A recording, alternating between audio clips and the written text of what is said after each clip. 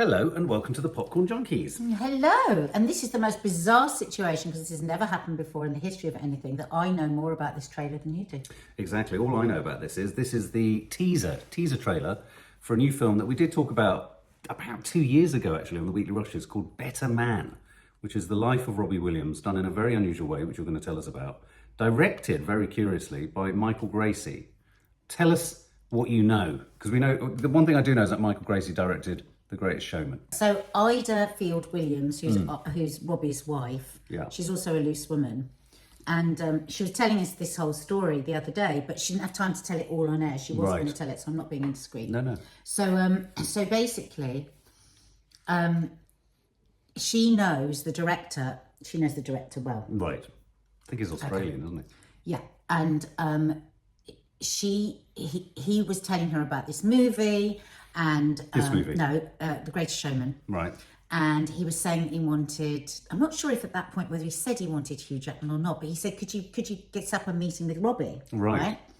So he has this meeting with Robbie, tells him all about The Greatest Showman. He goes, and I wanted to ask you, Robbie. And Robbie's like, oh my God, like preparing himself because he went, yes, I'll take the part. I want to take the part. I love the part. It's the part made for me. And he said, I was wanting to ask you whether you could reach out to Hugh Jackman and sell it to Hugh Jackman. Oh, God. So Robbie's like, yeah, sure. So he gets hold of Hugh Jackman. He goes, take this fucking part, because if you don't, I'm going to take it. And so he was distraught because he wanted this part. Oh, I love it. I love this. And then, but then out of that came the discussions for this film. Right. That is the same director. And this film is about the way that Robbie sees himself as like a performing monkey. He had all this incredible fame and wealth at a really young age. And Ida was saying that he that they have these discussions around the fact that kind of like your development is arrested at the age that you get this phenomenal fame. Wow, yeah. And he's been so open, hasn't he, talking about his addictions. Terrible. I mean, he's a genius, Robbie. He is really a genius, honestly. Have you seen some of his art? No. I love his art. Oh, wow. Yeah, he's just everything. I've met him lots of times, and he's a star. He's a total star, don't get me wrong. But he just hangs out with you and just chats about everything. Yeah. And he's very intense. He's ADHD. Right. He's Overeats Anonymous. He's all the things that we talk about. Yeah. And I just like him and his wife enormously. And I think that this film is so important to him. And she was really funny because she said, when he was first, describing it, I was a bit like, really? Yeah. And then a few weeks ago, they got to watch it. She said it was like really high security because they got this screening room. Wow. I said, well, God, even as his wife, you're not allowed to watch it. No, it's so protected. Yeah. It's so protected. And it's extraordinary because it's like 3 layers to the actual character, because it's Robbie Williams' voice. Yes. Then it's another actor. Yeah, I think. And then it's like AI on top. Right. Okay. So it's just.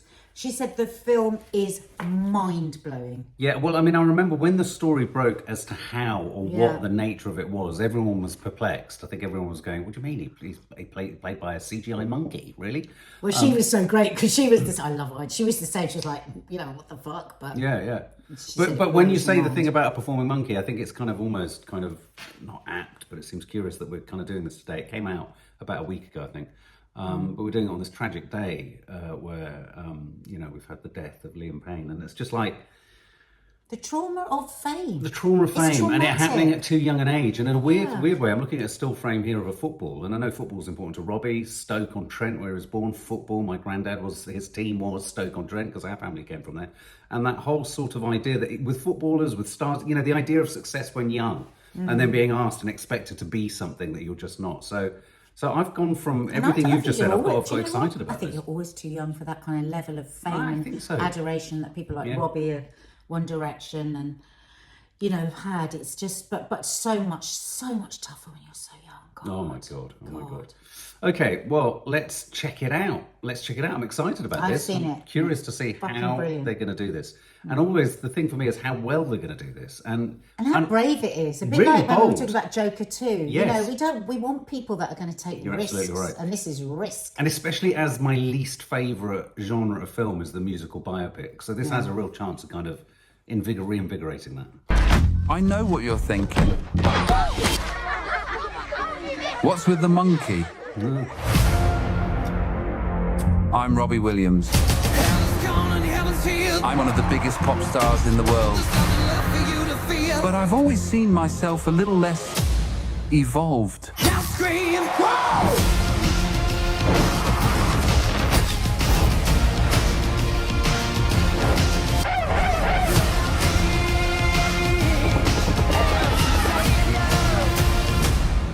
You've got to risk it all, whatever it takes. Whatever it takes.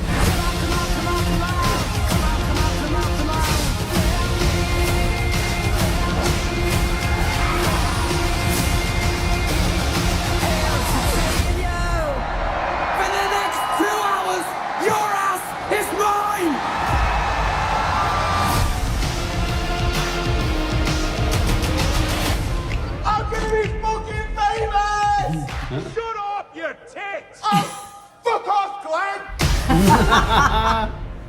Wow. Isn't that insane? Oh, it's coming out on Christmas Day. That is so different. That is so different. Is that a good thing to release something on Christmas Day? I think it is. I think for this kind of film, because it's I a wouldn't want to go perfect. to cinema on Christmas Day. First off, it's always a bit dangerous, isn't it? CGI. Is it going to look? It's not about believability because you're being asked to disbelieve. But is it? Are we going to get? Are we going to buy get the into it? heart? Are we going to buy into it? Well, I just said everyone that watched it on the screening was crying. Yeah, no, Because it was absolutely. I so do like the raw. idea that what it's about is him being a performer monkey. I don't know if you noticed, there were 2 moments in there where the monkey was rageful. I was getting Planet of the Apes moment, but I was also reminded, if anyone's seen the Jordan Peele film Nope, the opening scene where a performing monkey loses its shit in a TV studio.